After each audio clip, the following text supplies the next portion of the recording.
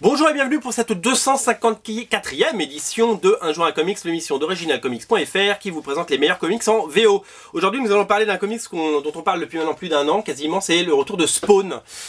Spawn au premier plan puisque vous le savez, McFarlane aime rajouter du gasoil dans le moteur assez régulièrement chez Spawn et donc nous propose de redécouvrir. Alors on a eu les épisodes de Paul Jenkins et John Boy donc qui ont été écartés pour des différents artistiques. On a eu les épisodes d'Eric Larsen, très très bon. Eric Larsen a apporté du vrai plus à la série. D'ailleurs, elle n'a jamais été aussi bonne, je pense, à mon humble avis. C'est un très très bon raconteur d'histoire. Eric Larsen, on le dit pas assez, mais il a été également écarté par Todd McFarlane, puisque Todd McFarlane a besoin de contrôler sa créature, et donc Todd McFarlane a repris le scénario tout seul depuis quelques numéros de Spawn. Alors j'ai entre les mains les épisodes 268 et 269, il a décidé de reprendre les rênes. Il a également fait appel à des cover artistes assez différents. Celle-là elle est très bien. Alors ça c'est la variante, parce que la normale elle est en couleur, mais moi j'ai réussi à choper que la variante.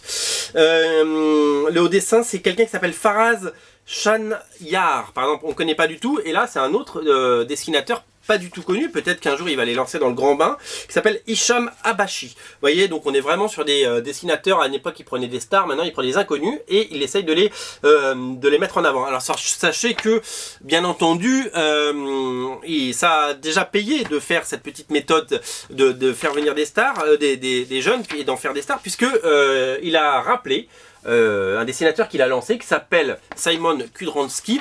Il a dessiné presque une cinquantaine d'épisodes entre le 200 et le 250, l'ami Kudranski, et il a fait donc dans un style beaucoup plus sombre avec l'autre Spawn qui n'était pas Al Simmons, dans des épisodes un petit peu voilà, on n'est pas obligé d'aimer.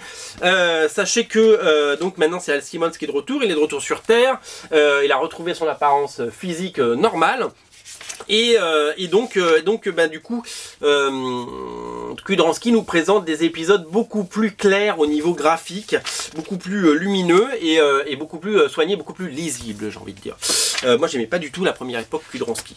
Je vous montre un petit peu à quoi ça ressemble. Donc du coup, voilà, il est revenu des enfers. Je vais pas vous raconter ce qui s'est passé dans le tome 2 pour pas vous spoiler, mais tout ce que je peux vous dire c'est que le plaisir est là. Je dis pas que c'est le comics à suivre, mais c'est juste que comme j'ai commencé à relire Spawn depuis l'arrivée d'Eric Larsen, même l'arrivée de Paul Jenkins avant, aujourd'hui je prends un vrai plaisir. On retrouve Terry Fitzgerald, son acolyte, son copain, et donc voilà, donc c'est un comics plein d'aventures, plein de lumière, plein de darkness. C'est plutôt chouette, voilà, ça se lit plutôt bien, et voilà, moi je prends un vrai grand plaisir à lire Spawn tous les mois, et je tiens à vous en faire part. Si je ne vous parle pas de comics que je n'aime pas, et quand j'aime pas les comics je vous le dis, en tout cas Spawn c'est un plaisir, disponible sur originalcomics.fr, rubrique Images Comics, bien entendu. Voilà, tout est là, tout est dit.